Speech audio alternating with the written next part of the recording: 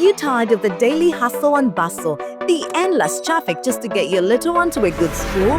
GMS Snap Bingo offers a unique blend of academic excellence with a holistic child development in both nursery and primary. We provide a national curriculum with an international touch.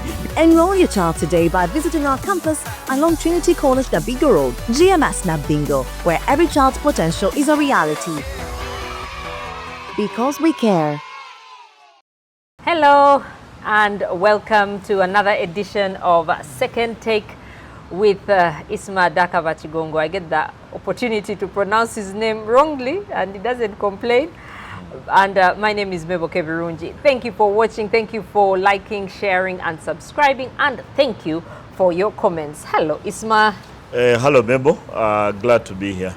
How was your weekend? Did you take part in the cleaning that Alhamdulillah, my weekend went very well. No, I was home. I didn't. You didn't clean your area?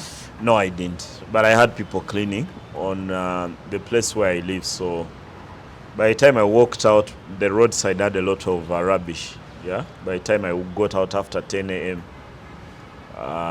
so people had cleaned, but they had not got a place to dump the rubbish.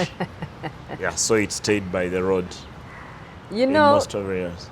It's interesting how we have to enforce it this much. I don't know in Uganda, I don't know how long it is going to take place. But I had the good fortune, I should say. About 2 years ago, I went to Rwanda by road via Ntungamo. I didn't even know there was a route there. But we went via Ntungamo.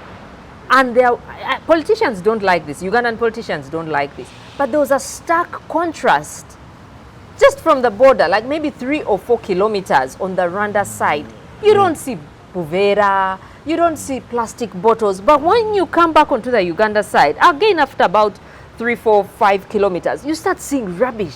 And I'm like, and the day we were there for a function, a Kuhinjira in Rwanda. Again, it was on a Saturday, and they told us, you're not going to be able to do anything till, I think for them it's 11 in the morning. But everyone knows it, everyone keeps clean. So I'm just wondering, how far can we Ugandans take this? The comparisons with Rwanda sometimes have been too many. I rather call them boring. No, but this is something simple. Sometimes I don't know how to compare who is taller between two midgets. Yeah.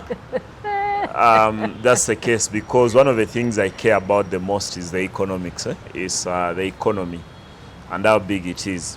Maybe it's something we can do. I saw the Prime Minister, Nabanja, Right Honorable Nabanja, saying that every last Saturday of the month from now onwards will be cleaning, National Cleaning Day. I guess from the reports I've seen, and it's unfortunate Nation Media Group is currently off. If Daily Monitor and NTV were on, we would even have a deeper story on the government side and then in the community. Is that at least what I've seen in most of the places, it was actually observed. Many people actually did clean. Of course, with the Ugandan way, there are a bit of jokes of people mopping the tarmac, of people sitting on border borders with brooms at 7, 8 a.m. just to bypass the police. But it needs, for me, if we want to do it, it has to become a culture, not something that is enforced. Because for this first Saturday of cleaning, I got the sense actually watching the video from done by the Deputy Inspector General of Police, I think it's called Afando Chaya. If I don't remember the second name. But it was more about we have the power, we have the brutal force to stop you from going here, like we're able to stop you from driving during COVID. Yeah, there wasn't a sales pitch for people to buy in, because it's so abrupt. Yeah, it was easier to have a sales pitch for people to buy in than the vow by government that will stop you. It sounded a bit like it's we have the guns, we have the maje. Yeah, you're either clean or you clean. So I think going forward there has to be a sales pitch. You need to sell this, and I don't think it's even a tough sale. Every Ugandan can mention that this country is dirty. Yeah, when we're younger, were sold. It wasn't actually sold because I got a chance to live in Mbale. Mbale was always called the cleanest city in Uganda. I remember. And I got the chance they used to ask us in primary. Yeah, I got the chance to live in Mbale at the time. I actually started my primary 4 at Fairway Primary School in Mbale. By then, we had a headmaster called D'Souza. He was an Indian. I've learned that he's since passed on. But it was actually true. Mbale was very clean. Today, you people who live in Mbale can tell me, or someone who has visited Mbale in the last few years, you go to that side of the market, oh dear, it's very dirty, filthy. Naboa Road, a few of the places that I can remember because I was there when I was very young. It's changed tenfold, yeah? And some of the things for me are down to planning. Some places are just not organized. You go to Gulu and find fairly unorganized city in Gulu. Then you come to this part of Uganda. It's very easy for me to build my sitting room facing someone's pit latrine, yeah, because there is no organization in the way we build. It's a multifaceted issue, but cleaning is one. If we can do it, let's not see bottles, yeah, empty bottles in the drainage system. Let's not throw them there. Let's not see them, so we won't throw them there. I remember last week, Brandon and I bought sodas, and we had to move with them for a considerable distance to find a dustbin. And eventually, by the time Brandon and I separated, we couldn't find one. So I gave my bottle to Brandon and told him that make sure you get a place where you throw this, because I was going to the mosque in Kololo to say my prayers, and there wasn't a bin where I could dump it between Lugogo and Kololo. And I'd imagine this is a public place, but I also, when I look at the makeup of Kololo, the way the colonialists planned it, it was an entirely residential place. There has been an invasion of bars and restaurants now that weren't there. The way the colonialists had planned this place, we've gone off script in that way. I would imagine there has to be more places where they dump. One of the models sometimes I thought about with the challenge of plastic was in Cairo. I was in Egypt several years ago, and I noticed from us, also a bit of asking from people, is that every company that sells these sodas, these energy drinks in plastic bottles, Yeah. has an extra cost, yeah, that they tag to the price. Let's say you're supposed to buy the soda at 1,000, you'll buy it at 1,050 shillings. The 50 is for collection of a plastic, because then they go back and recycle it. And that's how there isn't plastic waste in Cairo. So we have to find our way, we have to find our model that works for us. But for me, it's a no-brainer. You sit in traffic and see someone throw a bottle out of a taxi window. It's actually, there's a comedy skit on one of there's so many comedians. You know, these days every Ugandan is a comedian. Every Ugandan knows a comedian. Yeah. Yeah. There's a skit where a taxi driver stops after someone from his taxi threw a water bottle, an empty mineral water bottle, through the window, and he stopped and told the customer, "Go and pick it, or else we are not going." Yeah. And eventually the person had to leave the taxi because they were ashamed and had to get another one, had to board another taxi. I mean, it seems obvious, but I guess it's not for everyone. Because if you throw it there, whom do you expect to clean it? Like, it's just... Anyway, thank you for watching Second Take with IDK. If you haven't yet subscribed, I don't know what you are waiting for. And to our lovely friends opposite Buganda Road Court, Nteza Sports Center, thank you very much for what you do. If you're looking for sports equipment, make your way there.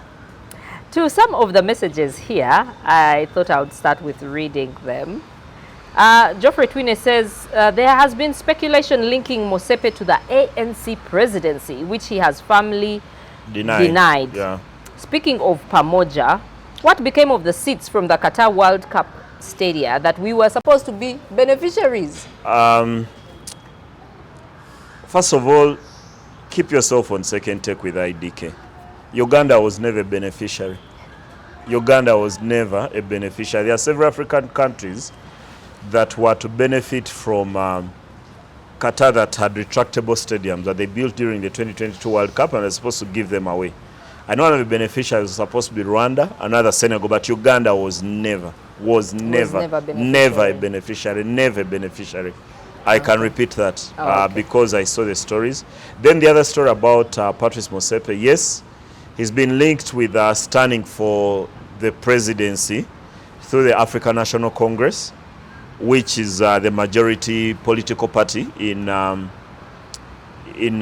South Africa. They actually won the last election for the first time with a percentage that was less than 50%. So they're in a coalition government with the Democratic Alliance. But he's distanced himself from that repeatedly for so many years. And he actually has a candidate. He has someone he's backing for the ANC presidency, and eventually the poll in South Africa that comes up in 2029. He said he's not standing. I've also seen reports over the weekend that he would be favored to stand for the FIFA presidency once Gianni Infantino exits, but that is also far-fetched. There hasn't been anything concrete besides a wild rumor that has come up. But maybe everything starts with a rumor. Yeah. But the confirmation we have is that he has said he won't be standing for CAF president again when his term expires in 2029. That's the confirmation we have. Okay. Isma Tayewa says Max Verstappen has been threatening to walk away from Formula One for the last 3 years. But about Kimi, Mercedes failed to fix George's cars. That's why Kimi is running away with the championship at the moment. Keep that comment. We'll be talking about Formula One in Hungary a little bit later. And then I think we can start with this comment. Again from Isma, your namesake. He says he feels the Uganda League can't progress at the moment with the police having 4 teams, UPDF, NEC, Maroons and police. Okay, those are not all police teams. One is a UPDF side, Maroons is a prison side, Police FC is a police side, so they are totally different. But I think we understand what he's getting at. Yeah. He says then teams like URA, who I don't think have supporters, if they do, their supporters are few.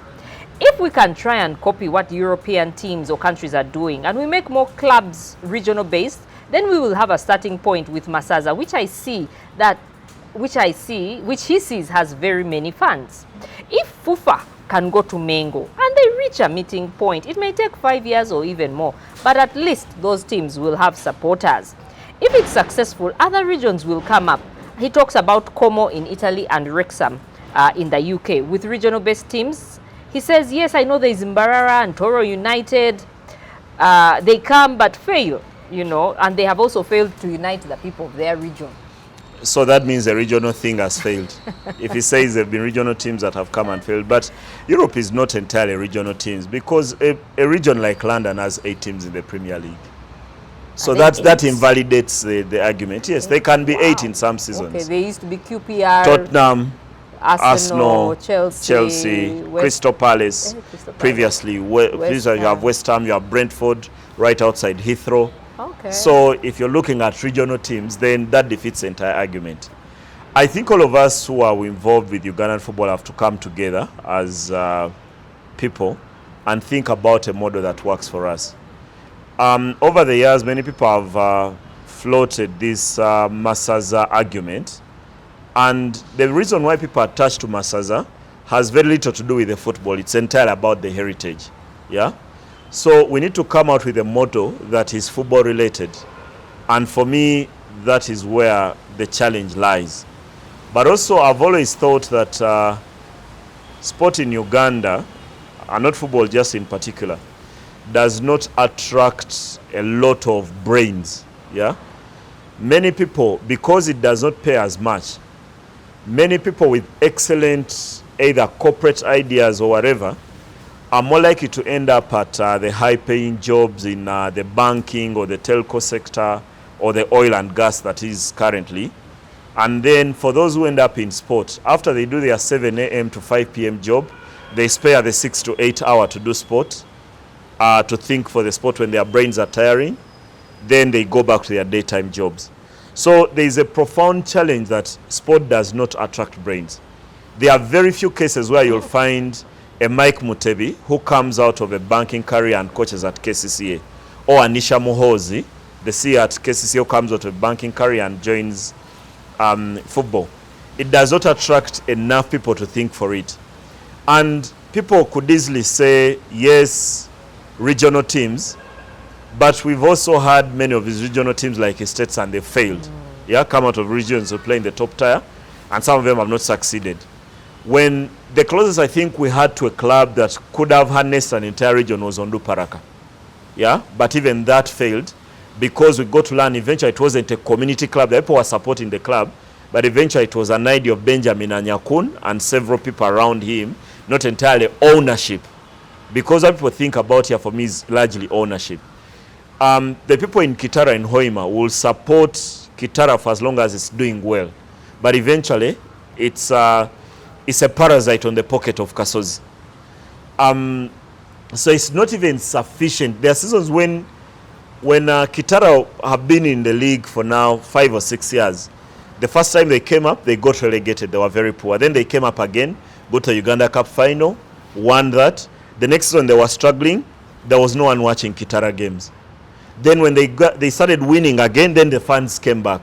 There's also something about Ugandan fans. If you choose today that you support Kitara, you should not be fickle.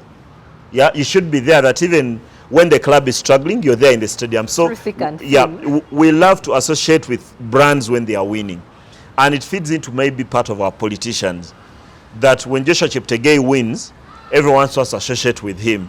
When he's not many want to be there. When like KCC are winning games of Villa, there's so many people who come with a brand. But when they are struggling and fighting relegation, no one shows up for them. And that can be repeated for so many of the clubs that have been here. And they've been regional clubs before. Masaka Local Council, you could go on. Just tickle your mind. But also some of the challenges with the ownership model of clubs is that you have to go back to the crowd of Ugandan football. The league started in 1957. Yeah, actually, Express, for example, started in 1957. When Uganda went to the AFCON in 1962 and struggled there, the gentleman who started Express in 1957, Jolly Chiwanuka, who is the grandfather of the current Minister of Defense and Veteran Affairs, Chiriowa Chiwanuka, came back and told his story because he had a bit of influence on many people involved with the game here. He had a printer service on Nasa Road called Express Printers, which was one of the first printers in this city. So he came back and told government institutions that, you know what, for us to prepare sufficiently for the next AFCON, AFCON qualifiers or the AFCON tournament, let's bring together teams to prepare, to help players compete against each other. Then we'll have a proper Uganda Cranes squad. So at the time, when the league started, I think in the late 60s, 1968 to be exact, the only institutions that had people who could fund and play in the league were Maroons, were UPDF, were police. That's how the league started.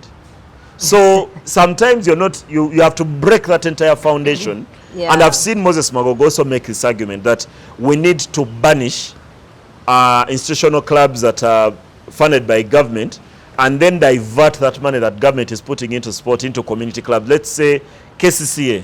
Let them give the entire budget they are giving to KCCA Football Club and give it to a team called Naguru FC. Yeah, that would bring, or URA, let's have a Nakawa FC and URA fund that. It's very simplistic for me, yeah, to bring it that. You have to go back. How did we get here? We got here because someone said we need to prepare the Uganda Cranes and we need to create teams. Uganda Airlines, Bank of Uganda, that's Coffee, that's how all these teams started. And they've not left since then. How do we push them out? Then we sit here every day and say Ugandans have no jobs. Luckily, these institutional clubs like KCC are the ones that pay. URA. Most of the other clubs in the league that do not have a backing of institutions struggle to even pay or to exist. So we sit here and say we need jobs. This club that we hate for employing 40, 50 people, and this could also be a simplistic argument, has 50 people they're employing and paying regularly. So when we banish that club, do we want all these players to go into clubs that don't pay like Express? So for me, it has to be a holistic argument, and I don't even have the answers. I honestly don't. And I don't think anyone, just someone who supports Wekula or Chagwe or Vudu, my team, or supports Bugweri, the Amasaza Gabusoga is starting the next weekend, and we are going to be visiting Busiki. Bugweri is my place. Busiki is where my mom is born. Yeah, so it's going to be Busiki versus Bugweri. Is that all that we can do? If we have a team from Gulu, do we think everyone from northern Uganda will support it against a team from Tororo, then another from Buganda? Doesn't that even limit the capacity to grow? If you're saying we have the league on a regional basis, can all the people in Chigeze belong to one team or the big league? So the ideas for me have to be wider than the problem is Maroons, the problem is UPDF. Surely it has to be. Okay, then we should get consultants and see. But still speaking about football and football tournaments, WAFCON is here. And we are excited. It's here. It's expanded, 16 teams and more prize money. We're seeing debutants like Malawi and Kenya. However, there's still some backlash saying, CAF just, woke up and changed the dates, and now they've given it a very unfavorable time right after the Men's World Cup. And also that there's also no fanfare in Morocco about this. Maybe the Moroccans are exhausted. They've had too many tournaments, and they are not winning them as regular as they should. Let me do this before I forget. The best thing I'm celebrating about the Women's Africa Cup of Nations is Gistin Angarukiremu. Oh yes, Gistin. She's doing the television punditry as a host for Azam TV, so she's currently in Dar es Salaam. So I'm celebrating Gistin to start with the WAFCON. So hi, Gistin. That's the best part. Yes. Gistin, my number is on the bottom of the screen. That's the one thing I love about Gistin. She's going to send you mobile money? Yeah, she will. Hey. She definitely will. Hey. Yeah. So I also read my number. But Gistin, you also have my number. So I'm expecting mobile money, sweetheart. Yeah. That's the best part about the WAFCON. Then two, remember, the tournament was supposed to have happened in April. Then it was postponed 12 weeks to the WAFCON, to the start, to now, in July. Yes.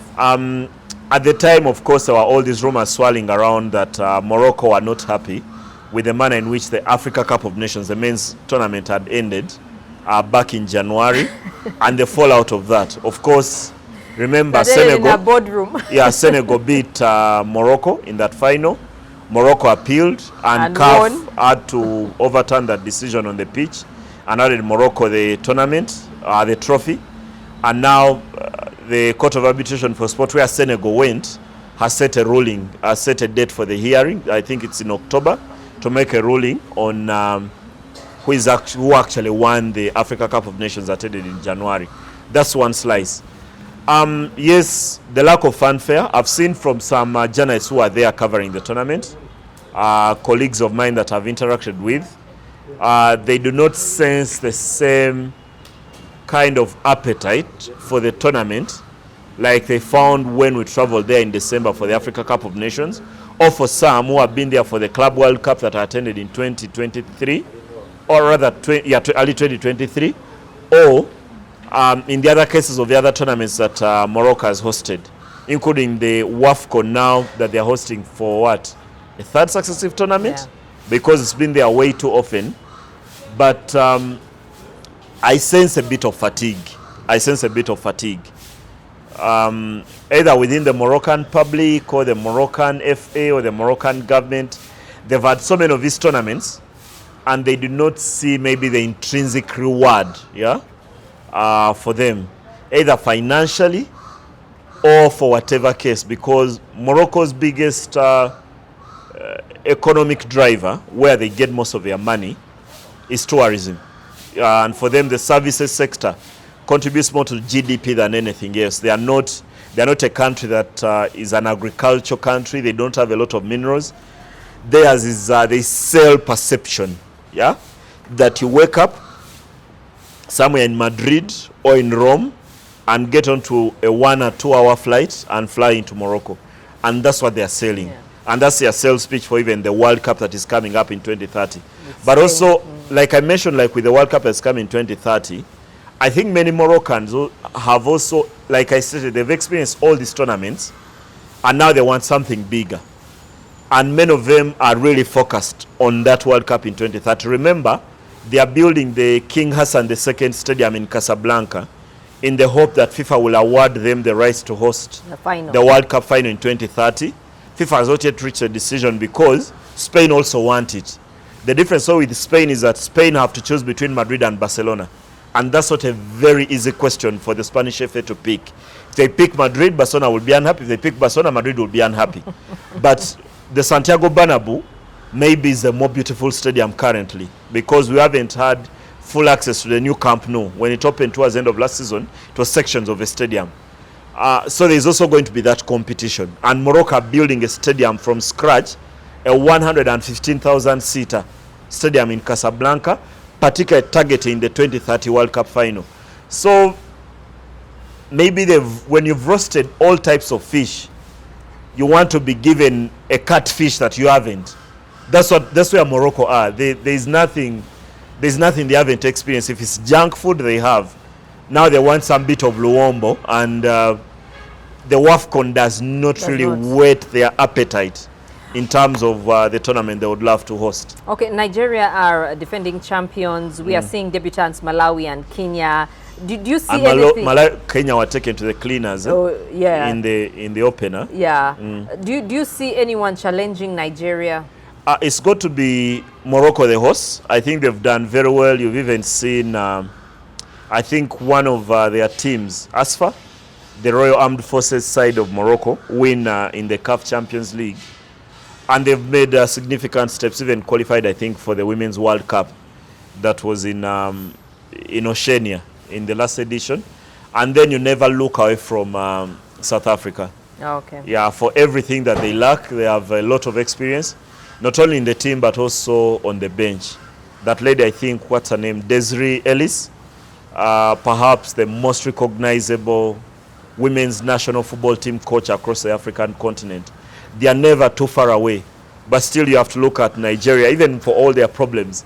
I've seen one of the stories that has been shared by a Nigerian journalist who lives in London, works for The Guardian, Osasu.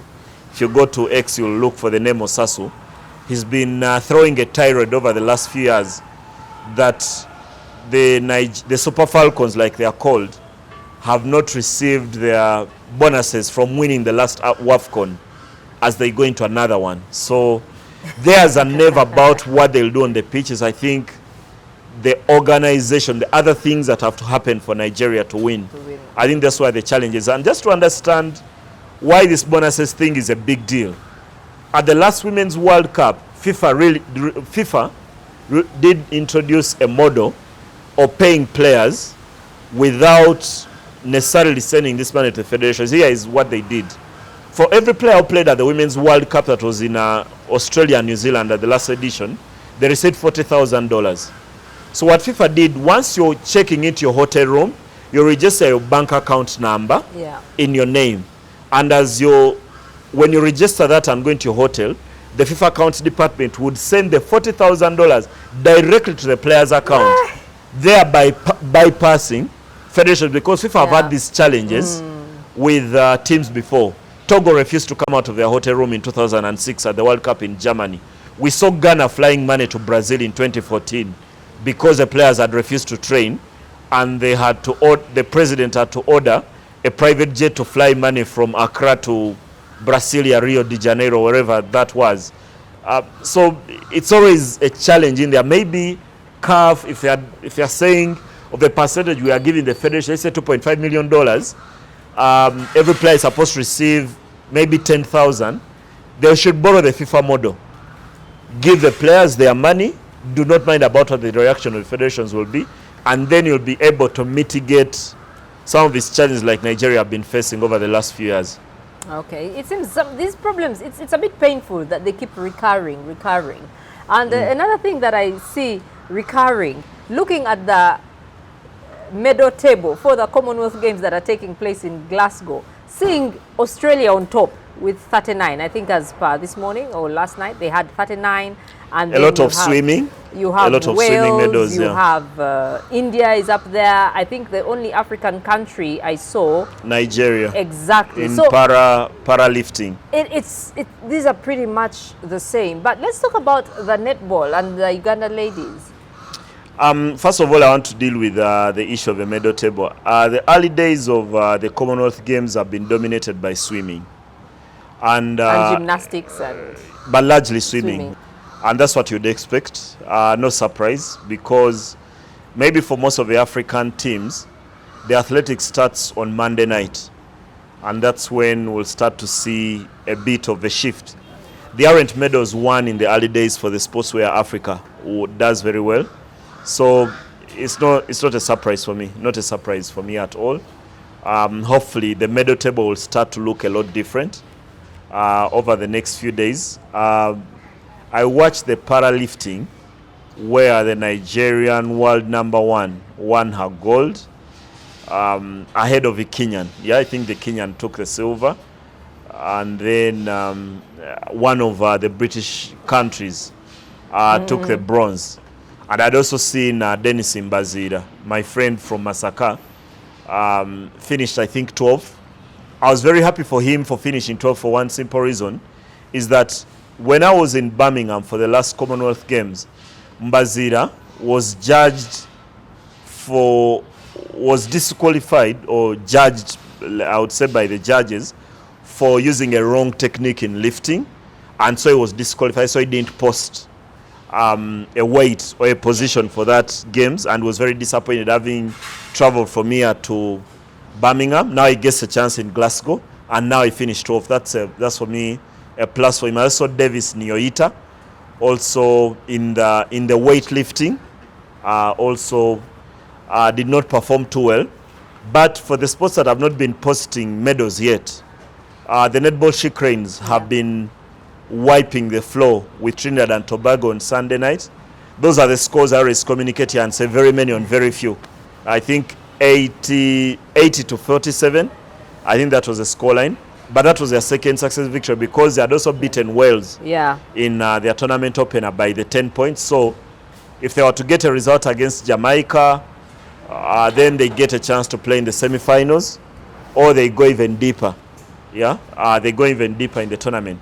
But if the She Cranes have been thrilling, then you've also got to spare a thought for the Gazelles. That's the national 3x3 basketball team.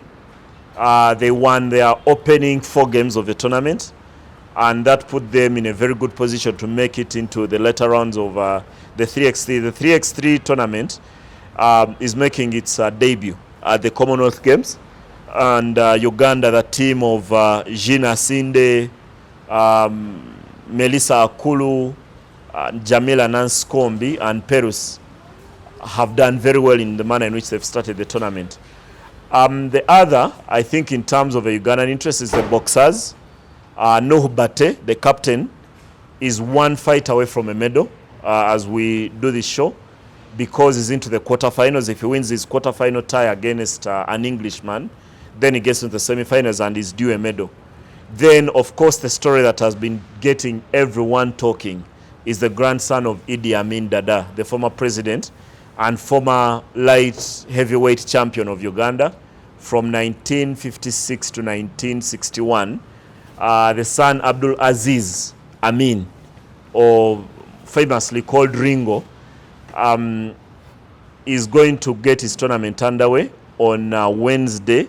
I think he did an interview with The Guardian that I was reading this morning, where he declared himself to have a shot at being the new king of Scotland. And that, of course, for the English media, works perfectly with the narrative of the last king of Scotland, which his grandfather, the former president, the flamboyant Idi Amin Dada, declared himself to be the king of Scotland back in 1976, from which the movie is extracted, The Last King of Scotland. And that role of Idi Amin is played by Forrest Whitaker, movie that also features the Glasgow-born James McAvoy, who was part of that shoot. So should be very interesting how far Abdulaziz will go. When he fights here for the Boxing Champions League, he gets a lot of people talking. He has the flamboyant DNA of his grandfather, and But if he I think carries that's a what bit you of need that, for boxing. you need it. You need it. You Every need it. boxer is. You need it. I think in every way. That's why I think American media does not like the gentleman who came here. What's his name? The boxer who came here, the guy who fought Floyd Mayweather. He's into a lot of church. Also a friend of our friend Chambade. Yeah, he's a friend of this gentleman of Res Life. The guy who refused to have a manager, any of that nonsense around boxing, actually represents him. Yeah, represents him. You guys who love your boxing, you should remember him. You should remember him. He visited Uganda. He was even right here at the National Council of Sports. I remember the story. I Yeah. don't remember the name. I remember. Perhaps I'll read the name as we go on with the show. Yeah. Okay. I just wanted to read a quote from Neeraj Chopra, whom many of us, who warmed our hearts in the Olympics. He says that it's a great honor to represent his country, whether the Commonwealth Games are small or not. He is a world javelin champion in addition to having being an Olympic champion. So The Indian, yeah. the Indian. So I'm happy to see he's that. thrown over 90 meters before. Oh, I think man. 91 or 92 should be the world record that he has. Yeah. And I remember, I think that number 2, the silver medalist, was a Pakistani, and Yeah. they The rivalry between and India and the Pakistan. mother of one hugged the other, and that is not something that happens between Yeah. those two countries, but it was definitely heartwarming. I would like us to talk about Lando Norris in Hungary. Eventually, winning his through. first race of the reigning world champion. Very easy to forget that he's the Formula One I world know, champion from I last know. year, because the McLaren has not competed as well as they did in the last year when they pushed Lando Norris to that world title. Yes, he's delivered a very chaotic race behind him, a race that could be remembered for many of the penalties Yeah, and Hamilton, all right from qualifying, because Hamilton faced those penalties because he had qualified second and eventually could finish 3 places, could only start 3 places lower, 5th, where he eventually finished. The same fate, I think, befell Kimi Antonelli, also penalized before the race. In the end, had a gearbox issue. yeah. Then eventually, it's Lando Norris. Good to see him back in the winner's circle. Deserved race, deserved victory for me.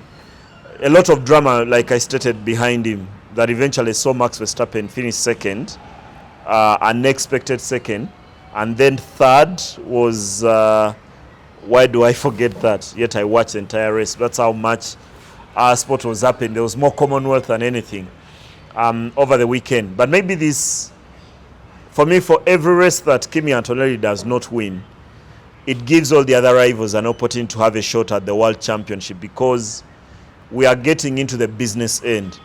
And this weekend, Formula One also said that they are moving the Bahrain Grand Prix that was called off to October and assigning it, I think, to Malaysia, which had been scrapped off the calendar for this year.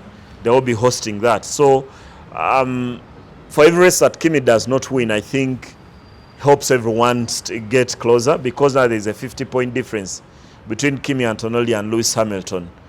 50 points in Formula One is not too much. That is two failures to finish. And then you're right in the conversation. If you're Lewis Hamilton, that's if you're winning the races. And for me, from here, Ferrari should be very disappointed for one simple reason, is that they have the pace. They clearly have the pace to match the Mercedes, but they are not delivering the kind of results they should consistently. And for me, that's a dampener for Ferrari going forward. Okay. But we'll see the calendar a bit more crowded towards the end, because there were two races that yes, were called and off, the one in Saudi weeks. and Bahrain. Well, why did it take them so long to make this decision? There are always financial implications. A Formula One race would cost a country over $240 million to host. Yeah, but don't they get the money back? They make it back, but economies are not able to raise $240 million I guess. on the flick of a finger on just being assigned a race. There is a lot of financials have to go in. That's why most of these Formula One countries, especially in the Gulf and Asia, are largely a dedication of government and not private firms, like it would be in America, in Miami, or in some of these European countries, or Australia, or a few of these countries. The rest, it's the country. You have to think about places like Azerbaijan, Saudi, Bahrain. All these places, these races are only there because the people who sit in their plot ones of the Entebbe roads are willing to throw every back at this kind of luxury that Formula One is. Luxury, yes. But I think one day we should actually dissect the 10-year plan that Saudi Arabia has. And I think we don't have, as Uganda, we don't have to reinvent the wheel. We just copy, you know? We have our Vision 2040. And one of the things I was pleased about, at the start of Vision 2040, there was no line about sport. That National Council of Sports, with a very tiny office, actually did force the National Planning Authority to include that Vision 2040 in that, because normally the way governments work, and you need to understand the Ugandan government, is that if something is not part of what government is going to do over the next few years, even if you made noise about it and it's not in the plan, government will not spend money on it. And now it's deliberate. That's why the things you see with Lira, with Hoima, are not by accident. They've all now been incorporated in that Vision 2040 that also talks about the construction of regional sports facilities and centers of excellence across the world. Let's say in places like Sir Samuel Baker, in places like, what's the school? There's somewhere in Kilembe, in Kabale, and those places. And even Movara SS in Arua. Those kind of things. Those do not just fall. You need to plan and put them in the plan, and eventually, hopefully, that these are implemented. Now, Isma, I know this is your show, but as we come to the end, I think I should allow me to introduce a segment called Argentina, just Argentina, because there are a number of messages. I would love to respond to them. Someone says, Madia says, Argentina, it was too much. I am happy the world has opened their eyes. And today, I have seen a post on Threads that the coach of DRC voted for Mo Salah, but his vote was given to Messi. How have they been doing that to make sure, that's how they have been doing that to make sure Messi wins. But I'm happy these things are coming out, and for sure. Let me ask him a question. Let me ask him a question, and you'll respond, the lady. Don't you think Messi has been the best player in the world in the past 20 years? He could have. Thank you. But now if he doesn't need a vote from the Sabri or anyone. If it was changed, that can be a clerical error. I do not think they could get to that level. Well, this person says, for sure, I need someone to do documentary about these things. I love you guys, and I don't miss. There's actually a very good documentary I need you to watch on Al Jazeera. It's about how the Western world went gaga and against Qatar hosting the World Cup. It's brilliant television. Please find it on Al Jazeera. I thought I should tell you how the West went hell and condemned Qatar for hosting the World Cup. Please, you need to watch it. You need to watch it. Makubuya Vincent says, Mebo is happy that we lost as Argentina. But regardless, I like her so much. And we move. We have Wahab who says... In a lifetime, you could get to win one World Cup. Many countries even never win. Really? Okay. Is that asking too much? Wahab says, the issue was not Messi to win or not, but how he won. Many people saw it as cheating. However, we love football and the best team won. Though against the worst team ever to play in the finals. Yeah, that's I think right. And I've said that I've watched many World Cup finals and I could not pick one as lopsided as Spain as Argentina. And then Jude says here, the ongoing hate campaign on X by people like Piers Morgan against Messi and Argentina makes you think they started watching football during the World Cup. You read some comments and even laugh. But also one of the things I feel sorry for people these days is that everyone gave away the ability to think. That everyone waits for what someone else has said and that forms their opinion. So someone goes angry. You notice that when I'm doing this show, I'm actually not sharing people's opinion, I'm sharing mine. Yeah, because I've conjured a fair amount of knowledge to be able to create an opinion about a situation. But people come out and say, Piers Morgan said. Who is Piers Morgan? Is what you're going to say. You eat the same potatoes, better beans, better chicken, more organic. Please go and sit down and create your own opinion. But I do not like this thing where, oh, people said. What did you say? What did you say? What did you think? People have decided that their opinion is not relevant because someone else has thought. And that I resist. That I'll resist, provided I'm still able. If you're talking about neurophysics and astronauts going to the moon, I have no opinion. I'll sit down, force my entire family that CNN is showing, people are going to the moon. SpaceX and all these capsules that they use, I have no opinion about them, but I'll watch. But please do not negate your ability to think. Because you've seen 100 people. I'd rather be wrong and be alone than depend on the opinion of 100. Because one of the worst things about democracy is the tyranny of numbers. Because democracy is about the majority oppressing the minority, but the majority may be fools. Yeah, and that does not validate their opinion because there are many. Please think. Do not allow everyone's opinion become yours. Think and share your opinions with us here on TikTok and on X. If you're not following us, please do so. Yes, you wanted to say something? And you've resisted talking about Vinicius because the guy could join Arsenal this week. Are you excited? You're an Arsenal fan? I'm an Arsenal sympathizer. People, former Arsenal fan, okay. You sound like my husband. But you are a former Arsenal fan? It would be amazing. Would be amazing. Would be amazing. I don't know about the dynamic. I think, first of all, is an upgrade on what Arsenal have in that position. Martinelli, and then the guy Christos Zolis, the one they got in from Club Brugge, could be an upgrade in that position.